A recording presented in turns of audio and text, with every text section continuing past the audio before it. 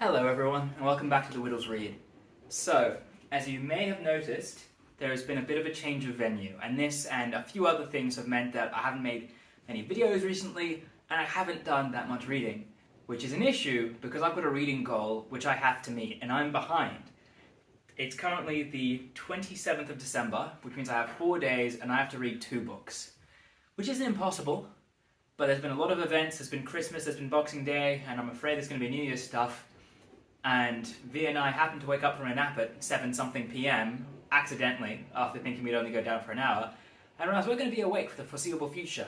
So thought this might be the perfect time for our first ever 24-hour readathon. Now, this isn't going to be a full tour of bookshelves, but that video will be coming soon. But yeah, I've got a few books on my bedside that I'm kind of partway through, so I'll show you those, and then I'm going to come back and I'm going to pick a few off these shelves. Because my goal for this 24 hours is to get 2 books done, but also to get really stuck into a bunch of books that I've been putting off that I really don't want to be putting off. And I'll just pop in with kind of vlogish stuff every once in a while. I've never done this type of video before, so we'll see how it goes. Hope you enjoy. And this is the current state of the bedside table. We have many half-read books. We've got The Sign of Four by Arthur Conan Doyle, so it's the second Sherlock novel. We've got a philosophy book by David Hume, one by Henry David Thoreau, and one by Freud, and then my Kindle, which I'm actually not reading at the moment. So all those books I've read a few pages of, they're all ones I really wanted to get around to that aren't too long, that I thought I could get done in a few days. Sherlock Holmes is going to be done today, no doubt. The others, I don't know, they're all pretty heavy, and I don't know if I'll be able to get through them in 3 days. And if I do, I don't know if I'll be able to make it through without slipping into a coma, so unsure. But yes, that's where I'm starting off, but I'm going to get a few off the shelf. Okay, so now to the bookshelves and all the other books. One book I started reading, was enjoying, but it was just too big and I just kind of fell out of reading for a bit. Crime and Punishment, Dostoyevsky. That's coming with me. Over to the other shelves, I've got a few series of fantasy that I haven't really gotten into. I haven't read any of N.K. Jemisin yet. 5th season. I think that's what I'm going to do. I won't film myself getting it out because it's in a box set and it's going to be embarrassing when I spend 20 minutes trying to slide the book out of the case. So, let's get into this. We're going to properly start. It is now 11:06 p.m. I think we'll say, what, do you want an official start to be 10 past? Sure, let's say 10 past. The book I've been most actively reading at the moment is The Sign of Four, Sherlock Holmes. I have been loving it, because I showed V recently the Sherlock TV show, which my family absolutely loved. I'd never read any Sherlock Holmes, even like maybe a short story in high school, but nothing serious. And so I read A Study in Scarlet like a month ago, and loved it. And I'm now loving The Sign of Four, and very short. I think I'll be able to get through it, 2 hours, if that. So, and then I'm halfway done with the goal, and then just have to read one more. So, should be good to go. Obviously, we're going to be reading in a few places just to get through, but this will be our first. So, we're just going to do a little picnic. Got some snacks, more snacks coming, and I promise I'll give you a proper tour of these bookshelves later. But yeah, okay, cool. So, it is just past 2 a.m. I have like 10 pages left of Sherlock Holmes, so I'll finish that in bed. V has already beat me to it, and I'm hoping I won't sleep too long. Worst comes to worst, I've got a bunch of books by my bedside, and I'll just read in bed. But yes, I'll update you after I get a few hours sleep. So, it is 7:30 a.m. I got a few hours of sleep, got up around 5-something, kept on reading. Sherlock Holmes is done. I'm just, at this point, planning on reading as much Freud as I can stomach before I need to read something else. So we'll see how that goes. Sherlock Holmes was great, by the way, but I'm going to do a proper video talking about all of them at the end. Okay, bye. I have started properly getting into Freud, and I'm really enjoying it. This is his book, Civilization Civilization and Its Discontents. And in this part, he's talking about like basically the meaning of life, not in depth, but just kind of going over it and talking about happiness. And I just wanted to read this fantastic bit. One is inclined to say that the intention that man should be happy has no part in the plan of creation. What we call happiness in the strictest sense of the word arises from the fairly sudden satisfaction of pent-up needs. By its very nature, it can be no more than an episodic phenomenon. Any prolongation of a situation desired by the pleasure principle produces only a feeling of lukewarm comfort. We are so constituted that we can gain intense pleasure only from the contrast and only very little from the condition itself. Love that. I don't know, that just tickles me. Okay. Ironically, makes me really happy. Take that, Freud. And I am done with Civilization and Its Discontents by Freud. It is 4:20 p.m., 2 books down, and my reading goal's met. I did it. Oh, I never said 50 books for the year. That was my goal, and I've met it, and I didn't think I would, and I'm very, very happy. I'm going to put down the book, because it's done, go get myself a glass of oak chocolate milk, and then think about my next read. Yeah, I've got 7-ish hours to go. Let's get stuck in. I'll be back in a bit. Okay, these are the mission. Don't know which one, maybe some of them, maybe all of them. No clue. Probably all of them. I've got Curious Incident Dug in the Nighttime by Mark Haddon, 5th season by N.K. Jemisin. That is Beautiful World, Where Are You by Sally Rooney with dust cover removed. And Crime and Punishment by Dostoyevsky. I'm already like 50 pages into that, but it's a huge book, so they're big pages. I think I'm going to start with Dostoyevsky, read it for a little bit, and then when I lose all motivation, read something else. Okay. So, it is 10:30. I've got 1 hour left of the readathon. For the last few hours, I've been going through these two, Crime and Punishment by Dostoyevsky and 5th season by N.K. Jemisin. Literally, I read the first line of the 5th season and was loving it. I would have read more, but I'm just trying to plow through Crime and Punishment because I need to get into the rhythm of it. Way better than I thought it would be. Way less stuffy. Russian literature is kind of the most pretentious type where people always say it's so boring and old, but no, I'm really enjoying it. I'm going to head to bed, read for an hour, and then I'll do a full recap tomorrow. Thanks for staying with me. So, the readathon is well and truly over by, 12-something hours. And now it's time to talk about the books I read, which isn't many, you can see them all there.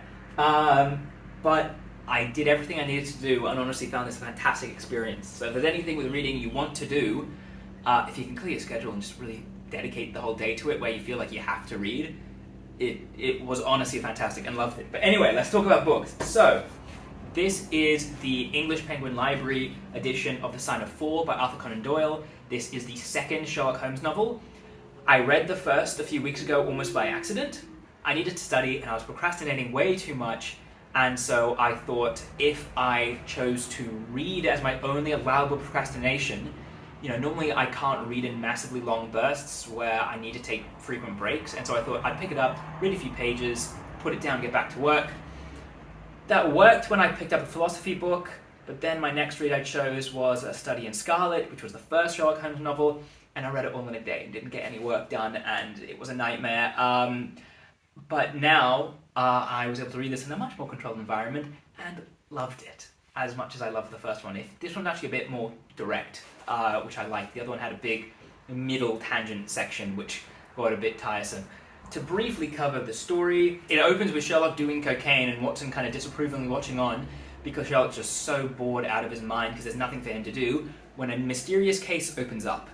A woman whose dad has been long dead is now receiving pearls in the mail, and there's some mention of treasure, and she has to go and find out what's been going on with this and who's sending it to her, and she's allowed to bring someone to accompany her, and she's chosen Sherlock and Watson. And so off they go. And that's really how it starts. And obviously it is filled with murder, mystery, and intrigue, where Sherlock has to solve a case to free people who are falsely accused, but of course he's never once worried about it because he knows who the real killer is. And yeah, it's fantastic. And Sherlock Holmes is just such an incredible character, where people always said that, but I thought it was overrated until I read them. I decided to read the Sherlock books after watching the series Sherlock with Benedict Cumberbatch and Martin Freeman, which I adore. But I have to say, I am not losing respect for, but kind of less impressed by it after I read these books and realize how much is directly pulled from the books. One of the best parts of the first episode of Sherlock is when Sherlock examines Watson's phone and is able to tell all sorts of things about his family which is almost word for word copied from this book, except it's about a pocket watch. The snarky character of Sherlock Holmes, which I thought was kind of amped up for the TV show, is actually pretty much exactly the Sherlock in this book, which I do think is more developed than in the first one. Arthur Conan Doyle was just rad, and this is a fantastic book. The only addendum I'm going to add is, the mystery revolves around Mary's dad, who was in India, and this was during colonial India in the Victorian era, and there are some very colonial, imperialist, racist things said and done in this book, which you can tell are extremely standard for the time. Nothing personal against Arthur Conan Doyle, but yeah, it's something you're going to have to consider, and there were definitely a few moments of... I'm trying to think of a less cringy word than cringe. Just a few things that were unfortunate, because it was such a great book to be now have all those issues with it. But yeah, just keep that in mind. I still found it a very enjoyable book, but definitely had to kind of consider it at its time. Not that that's much of an excuse, but yeah. Very, very enjoyable read, and I will totally recommend it. But just do keep that in mind. So, one book down. I wanted to read something a bit more heavy, because I have a ton. I've got that full 50 book collection of tiny little green spine books, but I think that's cheating, and I thought I wanted to read this Sherlock Holmes novel, but I didn't want to pick books just to get my reading goal done. I wanted to read books that I was going to read anyway, and this was one of them, which I was really excited to read, actually, but thought it might take me ages because it's philosophy-ish, and so it could be a bit dense. So Civilization is Discontents by Sigmund Freud. Obviously, anyone in psych has a bit of a complicated relationship with Freud. I wouldn't call him a psychologist. I'd more call him a philosopher of mind and society, something like that. Psychoanalyst is obviously a term that he would go by. What that means is very iffy, but yeah, doesn't really matter. And you don't really need to know about it for this book, especially not until the last chapter or two start talking about the superego and things like that, where it does get into psychoanalysis. But the first 5 chapters don't touch on that at all and are excellent and can really stand on their own. So I do think anyone who's interested in reading on these kind of things, what kind of things I'll say, basically he says is that one of the big issues of society and civilization is that people can't just do what they want. People have drives. There are things that people want to do, but living in society means you can't always do them. Like he talks about an aggression drive, that maybe people are just driven to be aggressive sometimes and they need to get that out. But you can't just go around punching people who piss you off, because you'll get thrown in jail or kicked out of society and you'll die and it won't be a fun time. And so people just kind of had to adapt. And what he argues is that this is how the conscience developed. That we had all that aggression, we had to kind of turn inwards to criticize ourselves to prevent us from doing bad things, but also to kind of put that somewhere.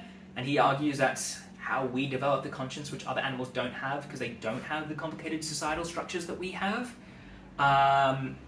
which is really interesting. But there's a lot of other stuff he says to get there, which I didn't expect to be in here and love. Part of it was that quote I read out at the beginning, where he talks about happiness and talks about how if your goal is just to be happy, the issue is you often can't be happy. Like, people aren't built to be happy. Happiness is when all your needs are met, but you can't then feel happy unless you have unmet needs, which are then met.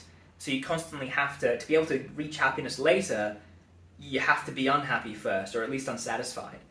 He talks a lot about religion, which is very interesting, as kind of, he's a bit critical of some things, which I won't go into too much. I'm not religious, so I found that part very interesting, especially because I'm very interested in theology and how religions developed, and so I found it very, very interesting.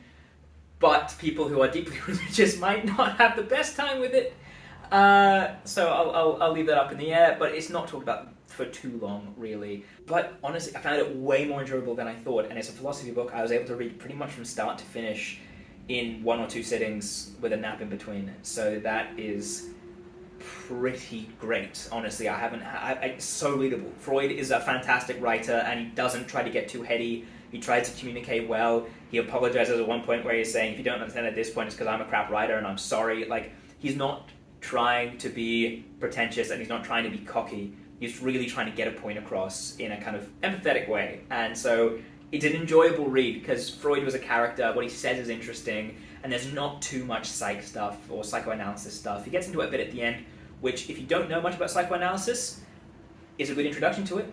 If you just Google what a superego is, and there's just a few terms, but if you Google what they are, I think you'd be fine. It's not too complicated. And one thing I just wanted to add, if you want to know the edition, this is the same as a lot of my philosophy books, where this is the Penguin Pocket hardback edition, which is beautiful and comes with a pretty ribbon, and they're really lovely.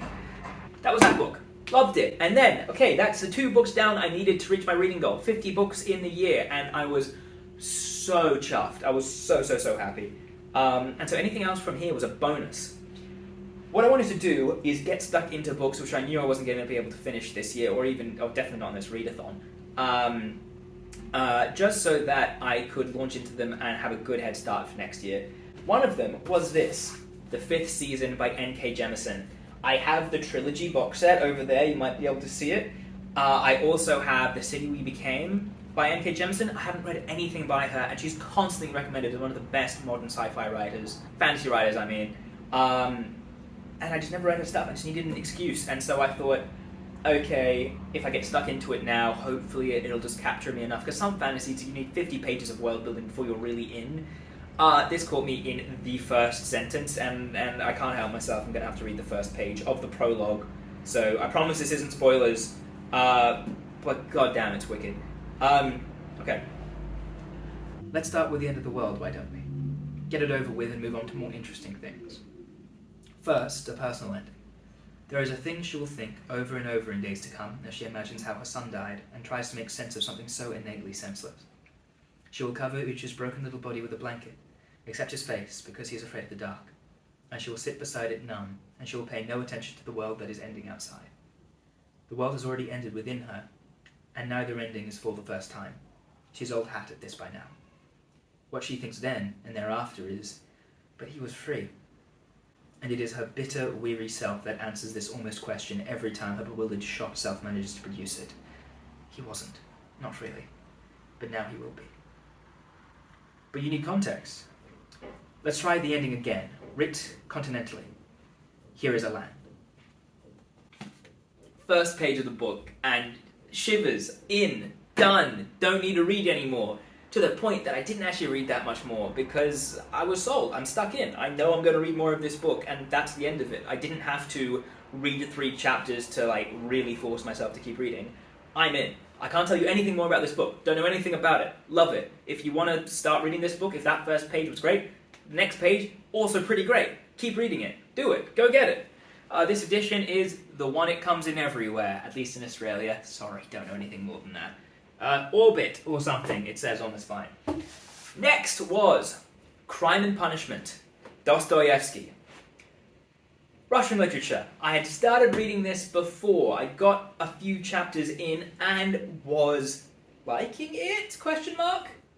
The first chapter's fantastic.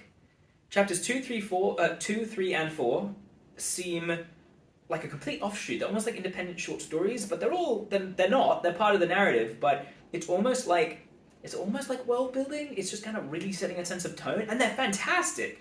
I just couldn't really get sunk into it when I read it the first time, at least.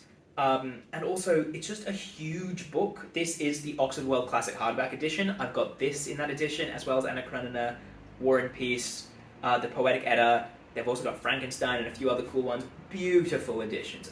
Love them so much. And so that's why I have to read them, because I'm going to keep buying them, but I can't keep buying editions if I don't read the books first. So, I started reading it again. Chapter 5, shit starts kicking off, and it's great. I read a full other chapter and a bit. Hard to read, only because the edition's huge, and the margins, the font isn't that big, and it goes right to the margins, and blah, blah, blah, blah, blah. It's 500 plus pages. It's a task. It feels like a task. But I also got it on my Kindle, and I did a bit of reading on that as well, and that made it way easier, but totally. The translation, by the way, I looked this up months ago, so I might be remembering not perfectly. Yeah, the translator is Nicholas Pasternak Slater, who I'm pretty sure is the grandson of the guy who wrote Dr. Zhivago. So not only is he fluent in Russian and went to Oxford for literature, he's also the grandson of a fantastic Russian author. So has just got Russian literature in his blood, and it's such a good translation. I haven't read any other, so I don't know. But it just feels modern. It's got notes where if there's anything you don't understand, you can just flick to them. Again, that's why the Kindle's great, because you can just click on the asterisks and don't have to like flick to the back of this tome. But yeah, I don't feel lost. I don't feel like attacked by pretentiousness or by like really heavy literature. It just feels like a really good book. And I'm just going to keep reading it. So like, I'm invested. So far, so good. You know, this readathon, it took me 24 hours. I read 2 books. I met my reading goal. I got stuck into 2 books that had been on my shelf that I really need to get to. And it was a wonderful time. There were snacks. There were multiple places to read. It was a lovely, lovely time, to be honest. And I was afraid that I'd do a readathon and then not want to read for a month. It's done the exact opposite. It's just pushed me back into reading more, and I've really enjoyed it. And I hope you've enjoyed it. I hope that this video has been somewhat entertaining. I've never done a vlog before or anything like this, so I hope all these little videos I've taken cobbled together in something less than a vague mush, and that it's been somewhat enjoyable. And if you like this format, then let me know and I'll do more like it. I'm going to do more stuff no matter what, just depends what it's going to be. As you can see, new setting, tons of books. There is so much content that I can do, and at least some that's going to be coming your way. I'm going to do a bookshelf tour. Things are still somewhat in flux at the moment because they're pretty new. There will be some book deep dives, but I'm going to try to do more fun stuff because it's just easier to do. Like, I had so much fun filming these videos, so I'm going to try to do more stuff like this, and I'm going to stop rambling, and I'm going to go and read my books, and you should do the same. Sorry if that was too aggressive. Thank you so much for watching. I hope you enjoyed. Thank you for sticking around. I know I haven't posted in ages, but yeah, watch this space. There'll be more soon. Thanks very much. Okay, I'll see you in the next one. Bye.